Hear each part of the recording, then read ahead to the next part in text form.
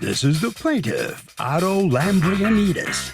He says he hired the defendant to make repairs in his upstairs bathroom, and the guy did a lousy job. The defendant kept telling him he'd come back and make the necessary repairs, but is giving him the royal runaround, and he's had it with the liar. So he's suing for the $1,000 he's owed. This is the defendant, Jeffrey Drayon. He says he did the work for the plaintiff. The guy checked it out, paid him, and that was that. Then he hears from the plaintiff 3 months later, and all of a sudden he's being accused of breaking a tile. He categorically denies breaking a thing, and the plaintiff's clearly trying to get him to do a repair job for free, and he refuses. He's accused of shoddy workmanship.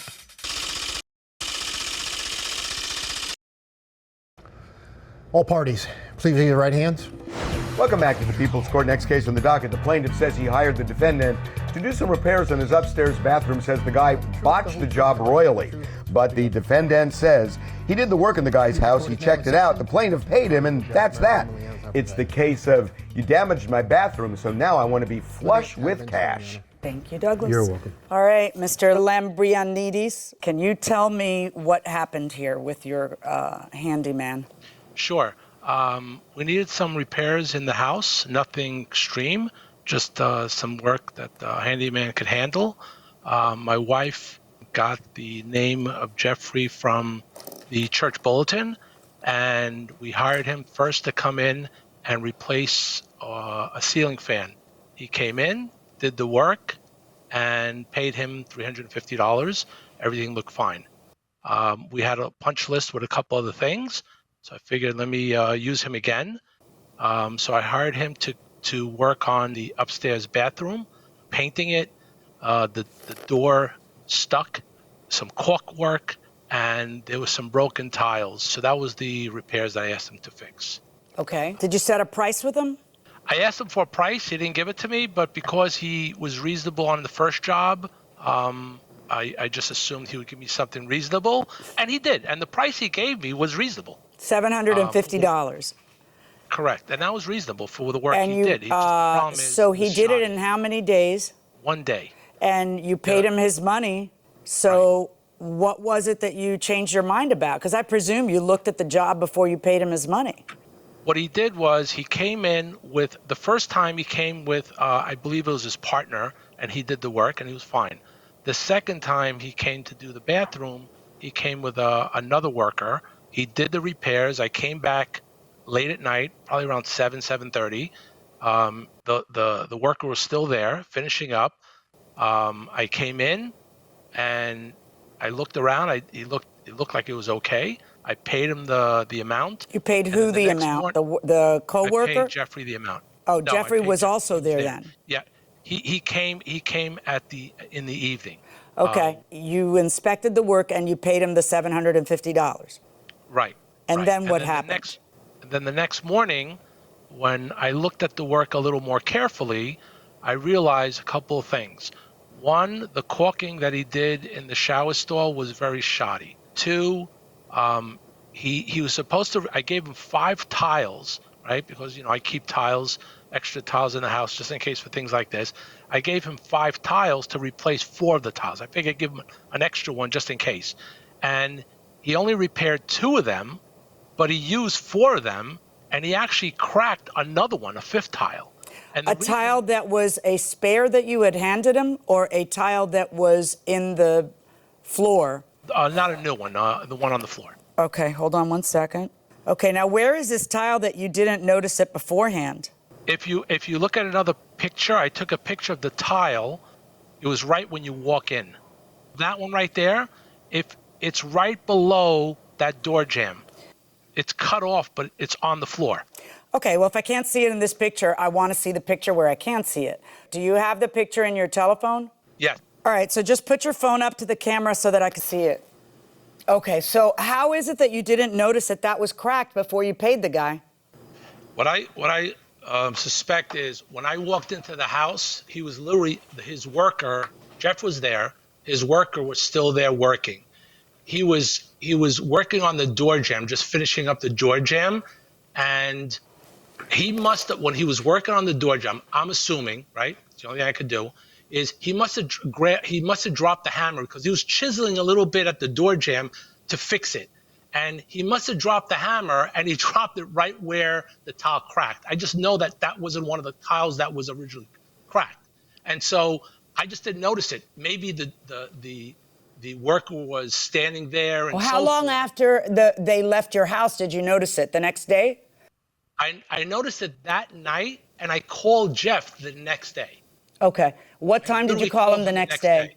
I would say early, maybe about 9 o'clock in the morning. And when you called him, what'd you tell him? I told him that his worker must have cracked the tile when he was working. And what was his response?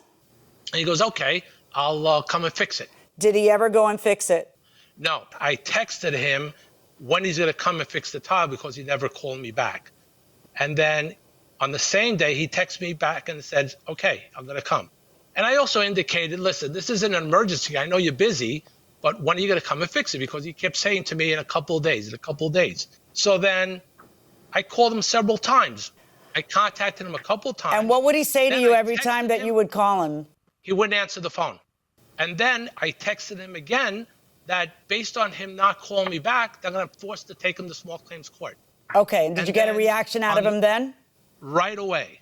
Miraculously, right away on 19th, he wrote back to me, you're going to sue me for a broken tile? And then on... Which is Mr. Drian? Is that how I pronounce your name? Yes. Yeah, Mr. Drian, that is the greatest phrase anyone has ever uttered in my courtroom. You're going to sue me over a broken tile. I am a small claims judge. What do you think my life consists of? It's just a bunch of broken tiles. Nobody's here over the heir to the throne of Saudi Arabia. They're all here over broken tiles. Why weren't you responding to the guy? That's why you find yourself in court. Talk to me. Well, first of all, people do accuse me of things. If I fixed 3 tiles or 2 or 3 tiles in his bathroom, why wouldn't I fix the other tile? Because it wasn't broken at the time that you fixed the tile, because your guy did the door jam last and he dropped the tool. Okay. All right. That You sounds could say very much the way this kind of thing happens. Well, I questioned my guy, and he says he didn't break the tile. I'm sure he does say that. But did you ever tell him, no, I'm not fixing it, you have no proof we did it? Or did you repeatedly tell him, okay, I'll come by, I'll take a look at it, I'll change it, I'll do this, I'll do that, and then you ghosted after telling him you were going to come by? I never said that I'd come by and fix it. I just said okay. Oh, just a moment. Well, what does okay mean? Okay to what question? Okay means to... kick the can down the road and hope he forgets? No, I don't do that. Well, it sounds like exactly what you did. Where are the texts? My daughter actually cut her foot on it the other day. That didn't happen. Let's see. No, she really did. Now, who breaks their... Now, that's something we say to contractors to wake them up. He has 3 children. How can he prove that I broke the tile? What did you say to him in the phone conversation regarding the tile, Mr. Drian? Well, first of all, he didn't call me about the broken tile. He said to me, I'm sorry, he did call me about the broken tile. And then I said, okay, if it's broke, I'll come take a look at it and fix it. However, I asked my guy, he didn't break it. Let me just say something. He's got 3 children. Now, I don't know who broke the other tiles. I didn't ask that. I just fixed the other tiles. But isn't it true? Wait a second. Isn't it true that he called you at 9 o'clock in the morning, the next morning, right after the nighttime that you guys had been there with tools right over that tile? That I don't remember. And I did not work in his door jam. The did only work your worker work in his door jam? No. We trimmed the door so it would fit because his door was swollen. Yeah, but did that involve dealing with the door jam? Well, he's saying it is, but really not. So, according to him now, you think he should pay you $500 for a new bathroom door. Why is that? What he did was the door was sticking a little bit. So what he did was his worker took the door off the hinges and shaved the door, which that needs to be done. When he shaved the door, he shaved it on one side about 1 inch, and then it tapers down to like a 1/8 of an inch. So it's a little tough to see in the picture. I try to do it as best I can, but he shaved the door down way too much. See, on one side, it's just shaving down so much. If this is so offensive, when you shave a door, if this is so offensive a job, why'd you pay the guy? I mean, when you I shave didn't a door, realize you until the shave a next door. morning. You know, that's different than buying a new door that doesn't stick. It's a cheaper way to handle it, and that's fine. Right, but these are original doors in the house. The house was built in 1936. These are solid wood doors. Right. So what you see if you're a human is not this, because you're not a bee. You see this. So this is the one that's relevant to me to see whether there's such poor workmanship that you should get $500 for a new door. All right, the door jamb. What do you say now? Is it just because he ignored you that you all of a sudden it's $1,000 claim? Absolutely. I mean, okay. Yeah, all right. because now you the can see it in the tile text. work. Do you have an estimate for tile work that one tile replacement is going to cost $150? I don't have. I didn't get an You're estimate. just making up the figures. All right. And then the recaulking. Let us talk about the caulking. Is this a picture of the caulking? Yeah, Okay. And what is your complaint about the caulking there? it's just sloppy. It's just shoddy. It's Okay. way too much.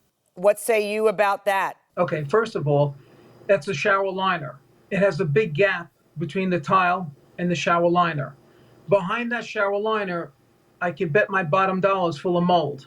So what I did was, or what I didn't do, my worker did, he put a nice bead. So That's not a nice bead. I know a nice bead when I see one. That's Okay. not a nice bead. That's messy as hell. It is 3 times the size in one side of the tile than it is on the other side of the tile. A nice bead is even, right? And it's not that hard to achieve. It's like the one job the guy has. Who is this guy that you don't have here testifying? Is this just, I mean, is this somebody you found on the side of the road or somebody who works for you? No. Right, It's one of my 'cause- guys I use, Roberto. I'm just kind of, look at this. Is this your best work? Well, let me just say this. Answer It was my a very question. thick- That's what I want you to say. Is this your best work? Can you see this picture? I see the picture perfectly. Is this your best work? It's the picture says one thing, however, it's a big gap there that has to be filled in. Okay, then there's also then why don't you just make it even all the way around instead of making it, tiny on one part and then bigger on the other? Why don't you do that? Well, Mr. Otto did see it and paid me. He said, "Oh, it Yeah, looks I know great." he And paid that's you. He what should never have done that. That's your problem, Otto. You paid him and then you checked the work the next day. All right? Or you check No, the no, work he later checked that the night when work. you're even more tired. And I can't stand it when a plaintiff says, I was tired, I didn't really look, and then I paid him. We had a case where the guy gave a $100 tip to the delivery guys before going upstairs and realizing that the delivery guys had ruined his new flooring. How about we tip after the job? How about we pay after we inspect? Because I wouldn't be here as often. Well, I'd be here anyway. You wouldn't be here as often. I'd be here the same amount of time. Lord. Mr. Dreon, I understand what you're saying. He's got to prove that I did it. This isn't a criminal case where it's proof beyond and to the exclusion of every reasonable doubt.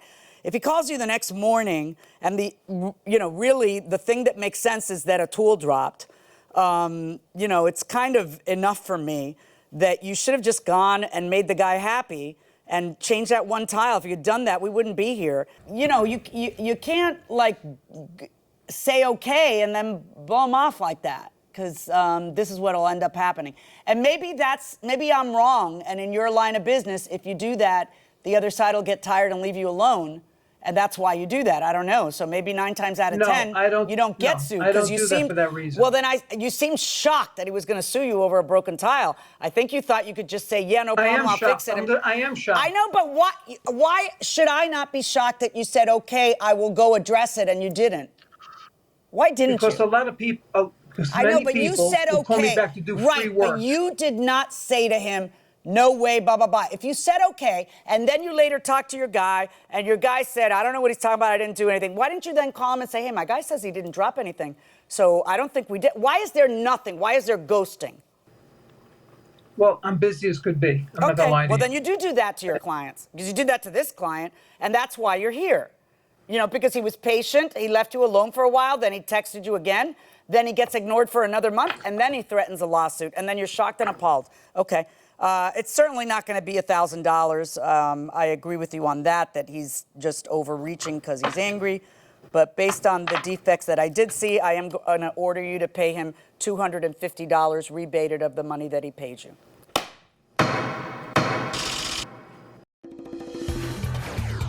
So the defendant's going to have to give $250 back to the plaintiff.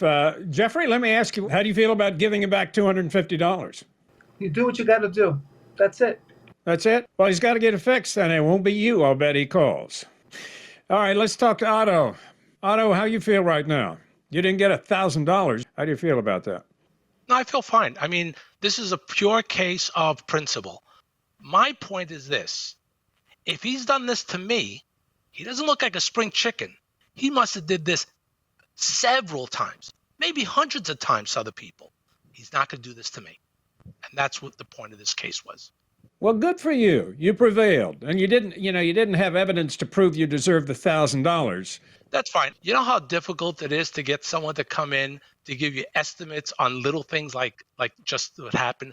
So I used what she uses, rough justice, right, to kind of just put together some numbers. And that's why I came up with $1,000.